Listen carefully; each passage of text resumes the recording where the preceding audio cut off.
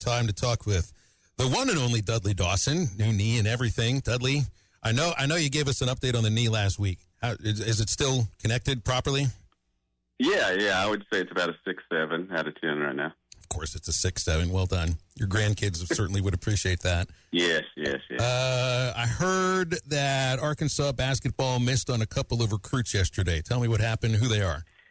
Well, first of all, I'm not going to try to butcher their names. I'm a guy who called Yelda Froholt Hiljalti for most of his recruiting period, and his mom and him never corrected me, there for a while. But young man, center from Houston, another one, a forward from Maryland that, Kevin Durant both stayed home or close to home. One went to Houston, one went to Maryland. I guess he's not going to get everybody, but he still has a top 2 class. He would have had a top 1 if he got those kids. And they still have 3 offers out that kids will who are going to sign this spring. So, I'm sure that he's focusing on recruiting, but also the 8th grade stuff right now. So he's done a really good job, obviously, in this second year of loading up this program inside of it and for the future.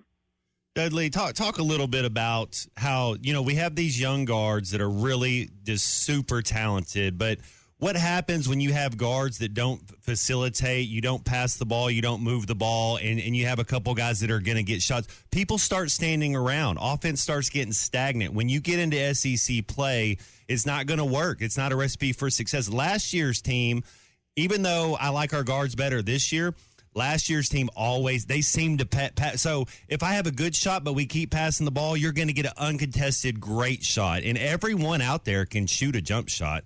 How do they get that mindset? How do you kind of get these freshman guards to buy into that? Well, everybody on that team was the best player, in their high school, and some of them were, great players in high school. In college before they transferred here. And, they obviously all were the guys who took the last shot and all that. Definitely, I think that you can see that they are not at this point yet going for the better shot. They feel confident they're putting up a shot. But there is a reason that Coach Sutton back in the day had us managers stand around and count to 10. Now, there was no shot clock back then, but he made them pass it 10 times in practice before they'd put up a shot. And sounded like that's what Arkansas is going to do these next few days.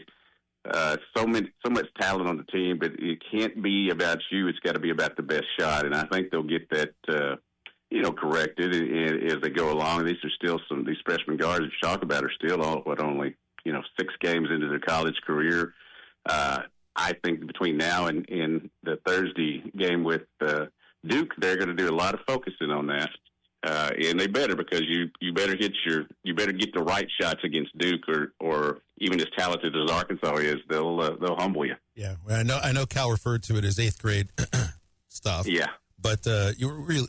When's the last time any of these kids were told, you know what, you're going to pass it 5 times before that ball goes up? I would say probably before 8th grade. Yeah, and I don't even think Coach Busey allows 5 times, do they? She gets it and goes. That Mike D'Antoni offense going on. Yeah, absolutely. What have you thought watching the women's team in these first few games? Fun to watch. Obviously, I think they could use a couple of inside players to help them out, even with the style she runs. But I've been surprised at the collection of talent she was able to get in here. It helps when you bring some of your own. But Bonnie Dees, who I think was a neighbor's recruit, has had an outstanding freshman year. I think it's going to be tough for them once they get to the SEC. It is for any SEC team, and so I'm anxious to see what's going to happen there. I guess next week in Nashville, they'll get a chance to play back-to-back games, and I'm anxious to see what's there. But I think she can definitely coach basketball. That's for sure. She has a winning record. She's climbing the levels, as they say.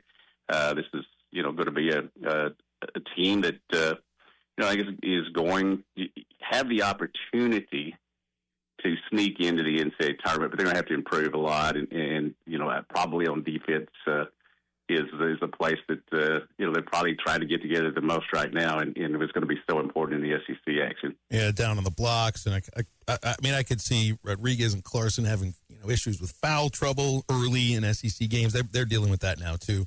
But back to front court for the men's team, and I'm getting some Jalen Graham vibes from Malik Ewan right now, and it's not any with Graham. Maybe is there a back or something with him, but. We know with Adu, it was more of the foot injury, and then he turned into the guy he was supposed to be in the tournament. What I don't know if I got asked what's up with Ewan. I just know he doesn't look like the player you thought you were getting yet. Yeah, and really he had a couple of their early games I think where he played better than he is now, and I'd love to be able to put my finger on it and say what it is. I don't know if it's not getting amount of time that he thinks or so. Sometimes that goes into it and it becomes a head thing more than a physical thing. But he is a talented player. And, when we looked at this roster and saw all these guys over 6'9" and 6'8", and, some of them positionless and stuff, you knew that their big success was going to be down there on the block. And again, not only offensively, but defensively. That kid from was wearing them out the other night on the block. And they've got to get better in there. And Pringle had the big basket and then the wrestling match. But yeah, I think you really, if this team's going to get to where it wants to go, Ewan's got to be somebody that plays better than he has. All right, well, it is Texas week. I guess we have to ask a football question because it is football season. I don't really know where to go with it. What do you expect? You think this team will go down there, bring a little effort. Texas maybe. I mean, LSU C- type of game as far as LSU played. Maybe Texas doesn't have all their emotions there, or is this an 0-8 team? How do you see this Saturday going? Well, the easiest thing would be to say it's going to be a one-score loss.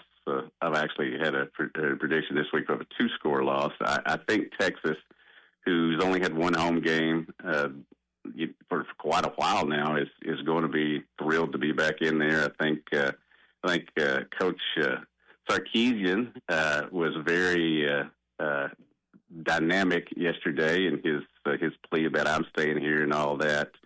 I think they'll come out and play well, and I don't think that bodes well for Arkansas. It's the defense, I think, as a whole, is getting better. Now, LSU's offense wasn't, the one that'll light it up. Texas's offense should be better. Certainly wasn't in what we thought it would be at the start of the year. I think Arkansas will go down there and play well, but Texas is in position that it still has a lot to play for, and I think Texas will win because they're a better football team. But wouldn't it be a situation, what an Arkansas football team if they won one in Little Rock, one in Fayetteville, and one in Austin this year? What a scenario you've put forward there for us. I'll tell you one thing that I noticed last week. Anybody wouldn't have noticed it. He blocked a punt, but he also made 3 other solo tackles. He was on the coach's show last night. Paul Simmons, his son Wyatt. Kid looks like a player. True freshman got out there and looks fast. I know he's going to have some. Maddie's a coach's son. That looks like a building block of the defense in the future. Hopefully, I hope the kid sticks around. Yeah, I've got a cousin that has played for Harding Academy for the last few years. Also a really good baseball pitcher. But I had the opportunity to see Wyatt play, and I thought he had great instincts. I was surprised he really wasn't getting more run than he had this year because of, let's just say, lack of great play at linebacker. He missed tackles and all, and I think he's got a very bright future, and I expect him to play more this game. And obviously, that Texas might try to take advantage of his inexperience. But I'm all for guys to get to the football and get people down. And I think he did a really good job of that last week, and he's done a really good job of that in the limited time he's been able to play. And you're now in a position with these last 2 games, red shirts be damned and all that kind of stuff. If you've got anybody that you need to see play, they need to play in these last 2 ball games because you ain't got no bowl practice for sure.